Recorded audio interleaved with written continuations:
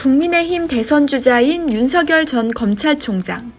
바로 어제 열린 2차 토론회에서 또다시 황당한 실언을 내뱉었습니다. 주택 청약 통장을 만들어 본 적이 있느냐는 유승민 후보의 질문에 집이 없어서 만들어 보진 못했다라는 맥락에 안 맞는 발언을 했습니다. 집이 없으면 만들어야죠 오히려 라고 대답하니 당황한 듯 아니 한 번도 해본 적은 없습니다 라고 답변했습니다. 아니 처음부터 그냥 해본 적 없다 하면 되지 괜히 왜 집이 없어서 못 만들었다고 한 건지 이해하기 어렵다는 의견이 나옵니다. 정말 청약통장에 대한 개념 이해도 못하면서 어떻게 부동산 정책을 펼치겠다는 것인지 황당하기만 합니다. 더구나 지난 6월 관보에 따르면 윤 전 총장의 재산은 서울 서초동 아크로비스타 복합 건물을 포함해 71억 6,900만 원입니다. 윤 전 총장의 말실수는 이뿐만이 아닙니다. 최근 안동대 학생들과의 간담회에서도 인문학은 대학원까지 공부할 필요가 없다고 하질 않나. 일자리라는 게 비정규직이나 정규직이나 대기업이나 중소기업이나 큰 차이가 없다며 임금에 큰 차이가 없으면 비정규직이나 정규직이 큰 의미가 없다는 실언을 하기도 했습니다. 대선 후보 입에서 나온 발언으로 보기엔 매우 부적합해 보입니다. 윤 전 총장 측은 청약통장과 관련한 논란에 대해 30대 중반에 직업을 가졌고 부모님 댁에서 부모님을 모시고 살고 있었는데다 결혼도 50세가 넘어서 했기 때문에 주택 청약에 관심을 갖지 않았다.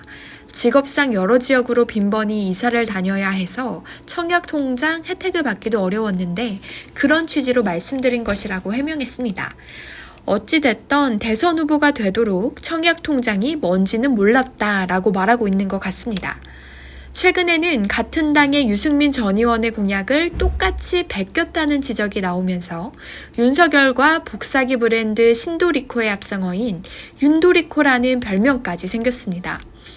최근 윤 전 총장이 발표한 외교 안보 공약을 살펴보면 군에 복무한 장병들을 대상으로 청약 가점 5점을 부여하고 이를 소급 적용해 병역 의무 이행에 따른 혜택을 주겠다고 제안했습니다. 하지만 이는 유 전 의원이 발표한 한국형 지하이빌 공약과 매우 흡사합니다. 이런 지적의 윤석열 캠프는 정책이랑 공약엔 저작권이 없다는 발언이 생각난다고 답변하기도 했습니다.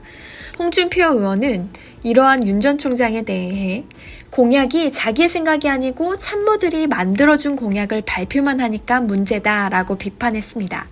틀린 말도 아닌 것이 청약통장의 개념도 모르는 사람이 어떻게 청약 가점 5점이라는 구체적인 방안을 꺼낼 수 있겠습니까?